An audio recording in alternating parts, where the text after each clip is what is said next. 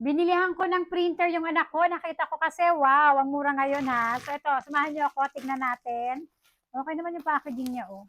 Tingnan natin syempre. Pero yung ano naman niya, okay, ang daming ano. Excited na ako. Kasi paprint kami ng paprint. Sabi ng anak ko, kailangan niya na daw ng printer. Lalo syempre kapag gumagawa na sila ng mga narrative, thesis, ganan. Kailangan na talaga ng printer. Ito, mag-unboxing tayo ng printer. Meron pa siyang ano, puti na bubble wrap. Doble naman yung pack niya. Sana lang walang sira. Ano? Kinakabahan ako, alam niyo ba? Ito na, malapit na tayo sa katotohanan. Ayan o. Canon Pixma MG257TS. Ayan, yan siya. Wala, papel lang to. Ito na, isa-isahin na natin siya. Ay, kinakabahan ako. Ang mahal kasi ng ganito sa mga mall. Mas madalas nagkakaroon ng maraming mga pa-promo kapag dito sa online. Higa natin.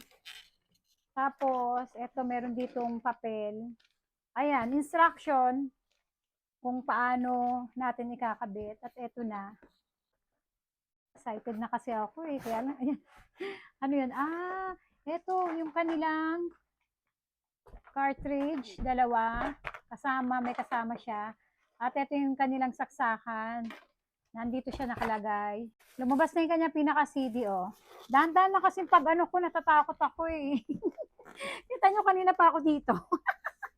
Ayoko kasi sirain yung karto, kaya ginagawa ko, dahan-dahan yung paglabas ko sa kanya, hinahawakan ko siya sa mga styro. Ayoko siyang hawakan mismo dito sa may pinaka-printer. So, si styro tayo nahawak. Finally, eto na. Dahan-dahan, at least, diba, slowly but surely. So, ayan, yung alak ng box niya, oh, diba? And lagyan natin sa isang tabi yung box niya.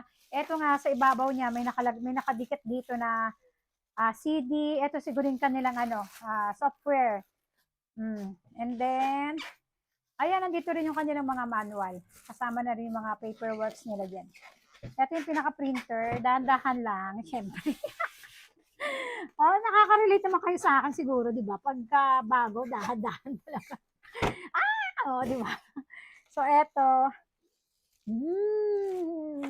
may bago. Siyempre, may nakatatak sa ibabaw na Pixma. Tapos, MG257TS. Dito ilalagay yung papel. Kasi maganda to, 3-in-1 na to. May scanner ka na, meron ka ng Xerox, may printer ka pa. Wow! Ito yung kinakatakot ko, yung pinakaibabaw, baka kako mamaya madurog, di ba? Buti na lang wala. So, ayan. Ang ganda. Ganito yung tsura niyan. Wait, pakita ko sa inyo. Ayan, ganyan. Tcharan! Tapos andito yung kanyang mga pindutan. Ayan o. Ito yung on. Siyempre, hindi pa natin yan i-on ngayon. Pag-aaralan ko muna siya, babasahin ko muna itong kanyang pinaka-manual. Pinakita ko lang sa inyo. So far, okay naman siya. Okay nga ba talaga? Ayan. May mga sticker pa siya dyan na nakakabit. And upo muna ako. Wait lang. Hindi to alam ng anak ko actually. Surprise ko to sa kanya. Pumasok sa school yung anak ko. Sakto, nung dumating to, nakaalis na yung anak ko. Sabi ko, buti na lang talaga. Ayan, may sticker pa ulit sila rito nakadikit. So, ganyan lang siya. Ayan.